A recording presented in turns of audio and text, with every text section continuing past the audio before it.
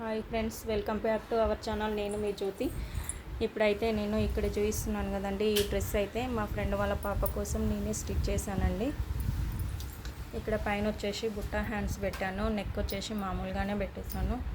ఇంకా తర్వాత ఇక్కడ మిడిల్లో మాత్రమే కట్ చేసి బాడీ జాయింట్ చేశానండి. సైడ్ జాయింట్లు అయితే ఎక్కడ లేవు, సైడ్ స్టిచ్చింగ్ అసలు చేయలేదండి. ఇదిగో అటు సైడు ఇటు సైడు సైడ్ జాయింట్లు అయితే ఎక్కడ కూడా లేవు. కాకపోతే ఇక్కడ క్లాత్ తక్కువ పడడం వల్ల నేను ఇక్కడైతే ఒకటి పెద్ద జాయింట్ అయితే వచ్చేసిందండి. ఇంకంతకు మించి ఎక్కడ జాయింట్ లేదు.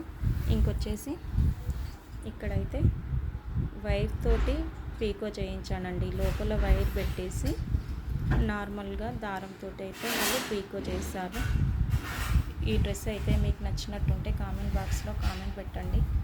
ఇంకొక డ్రెస్ వచ్చేసి ఇది బ్లాక్ డ్రెస్ అండి. ఇది వచ్చేసి మా సిస్టర్ కోసం స్టిచ్ చేశాను. దీనికి నార్మల్ నెక్ పెట్టానండి. ఇది క్లాత్ అయితే చాలా జారిపోతుంది కాబట్టి చాలా రిస్క్ అయింది కుట్టడానికి. దీంట్లో స్పెషల్ ఏంటంటే డబల్ గేరా వస్తుందండి. దీనికి డబల్ గేరా అంటే 2 లేయర్స్ వచ్చినాయి. ఇది కింద ఒక లేయర్, పైన ఒక లేయర్.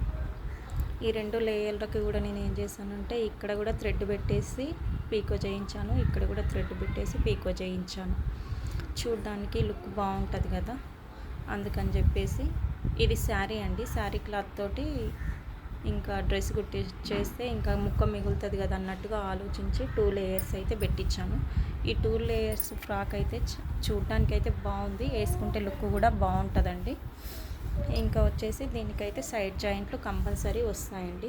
ఇదిగో అటు సైడు ఇటు సైడ్ అయితే సైడ్ జాయింట్లు వస్తాయి. చిన్నపిల్లల డ్రెస్సులకైతే సైడ్ జాయింట్ రాకుండా స్టిచ్ చేయొచ్చు. పెద్దవాళ్ళకైతే సైడ్ జాయింట్లు కంపల్సరీ వస్తాయి.